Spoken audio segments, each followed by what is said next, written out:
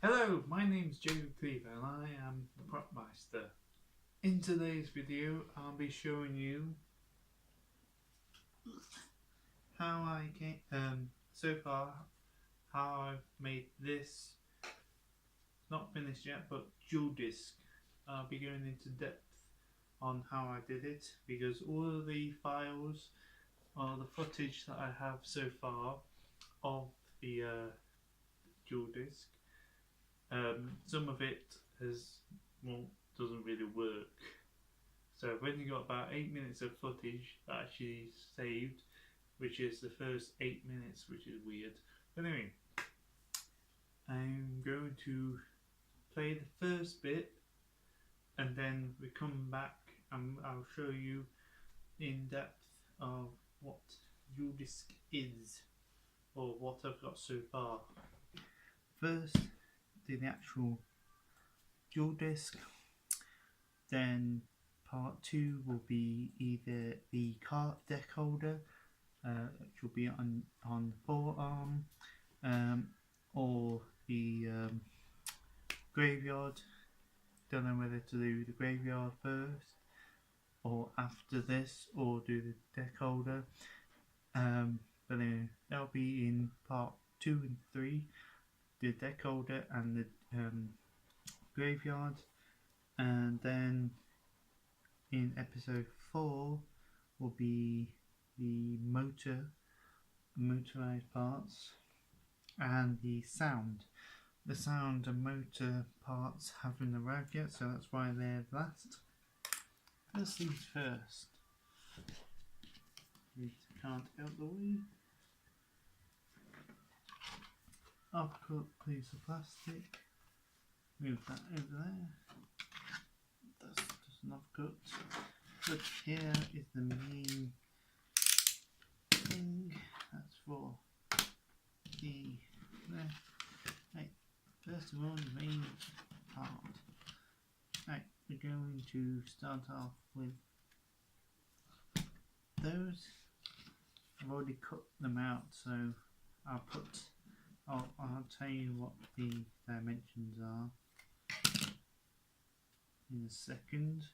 But basically, the dual disc main part is comprised of 3 pieces, or 3 segments. The middle, which is the part that goes off your wrist. I haven't made the bit that actually goes on your wrist yet. So that bit. Then you have the parts that come off it, which are card holder 1, 2,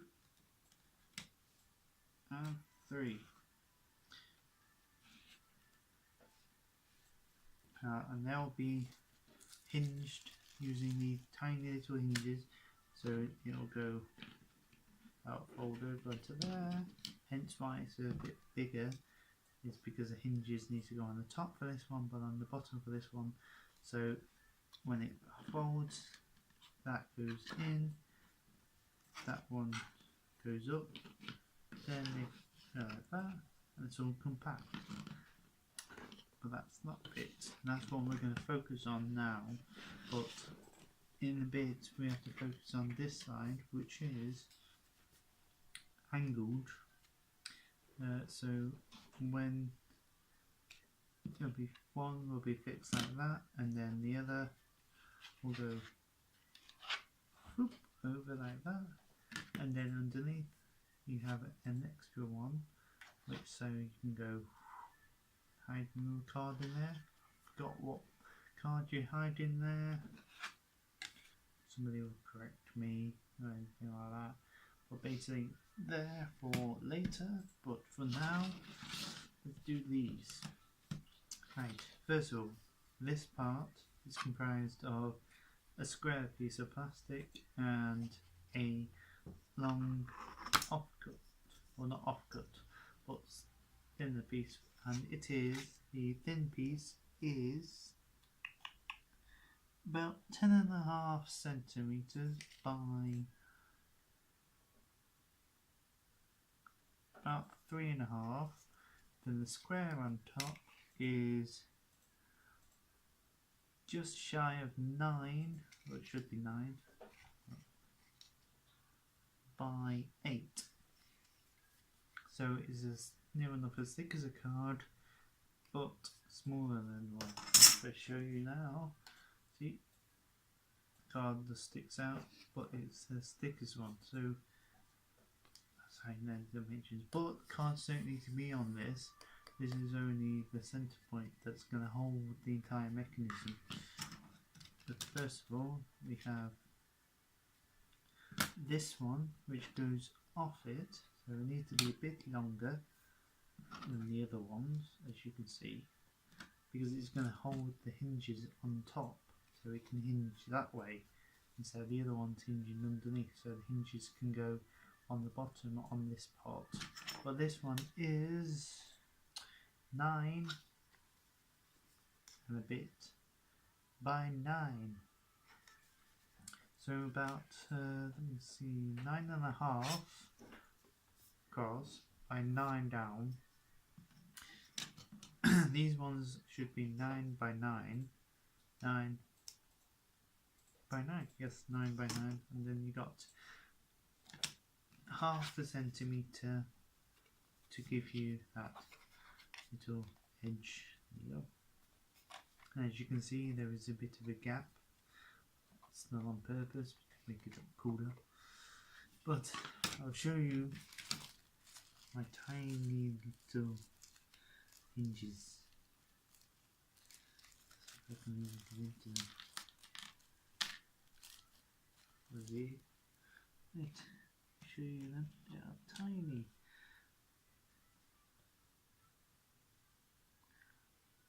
There we go. Tiny little hinges, which are going to go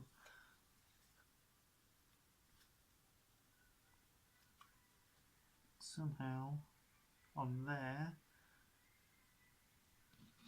and on there. Probably hot glue them a bit up.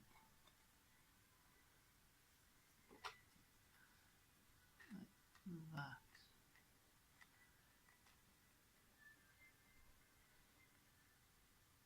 Yeah, you can see that.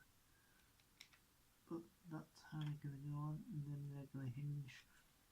I don't know if these are too small, but if they are, then they are. They're not, they're not. I should have 10 of these, so 2 on each side. So 2 there, 2 there, and 2 there, and because the end one doesn't really need a hinge. That's my thinking anyway.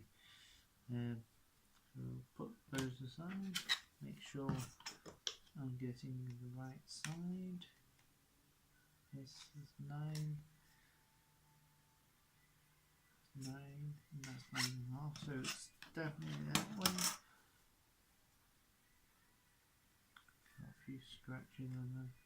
That's me missing with that mean of it. But put those on there. So when I come back, they should all be glued and everything. I'll be back in a second. Just before I start to show you the in-depth or the so far on the dual disc I'm making, I've got to say, like, if you hear like a typing or a noise in the background, that's just my girlfriend typing for her uni project. Anyway, carrying on.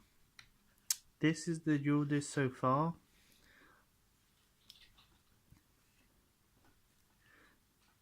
If you saw, as you saw in the other the video before, or the segment before this, these were all apart, but now I've glued them all, or did glue them all together, and they all fold out like so, and that one like that. So that's that. I glued it all together very simply, just glued, very simple. This part here, I put some foam in it, but first I got this plastic which was flat, and then I heated it up in the oven, and I placed it around a Monster can to give it that contour, or that semicircle, and then I got a piece of foam, put that in and glued it in. But first I put on the Velcro and just test fitting it, because these edges need to go down to there and there. I need to cut off, because when I put this on, those two actually hit my arm, or hit my arm, and the bottom or this bit doesn't. Plus the fact it's quite like kind of painful. I know it's foam, but it actually digs in. It's quite painful. And then you got this like kind of triangular bit, because when this part of the jaw disc goes out, like so, it kept on bowing down because of the hinges. So I put this on like that, so it gives it something to grab onto, and also I need to drill a hole in here and here, so I can put the mechanism to open it all up, i.e. with the motor and that. But that'll be in the hopefully next video, or depending on how long this video is, it might be in the next segment. Probably more likely in the next video, because I don't think I have time to do it at the moment. I need to sand that smooth, and then I put like a kind of bit in here to make it stronger, and I need to go over all of the glue with that sanding and everything. But so far, that is the jewel disc.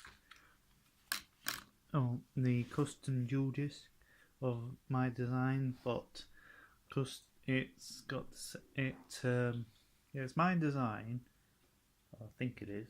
I don't think anybody's done it like this, but I've got the criteria of the colour and obviously the card width, but everything else is designed by me.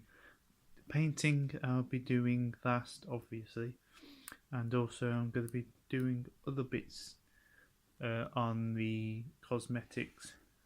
So there we go. That is the jewel disc so far.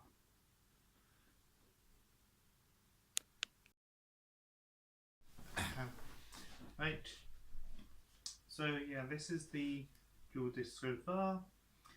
In the next video I'll be doing the electrics and the motors and everything.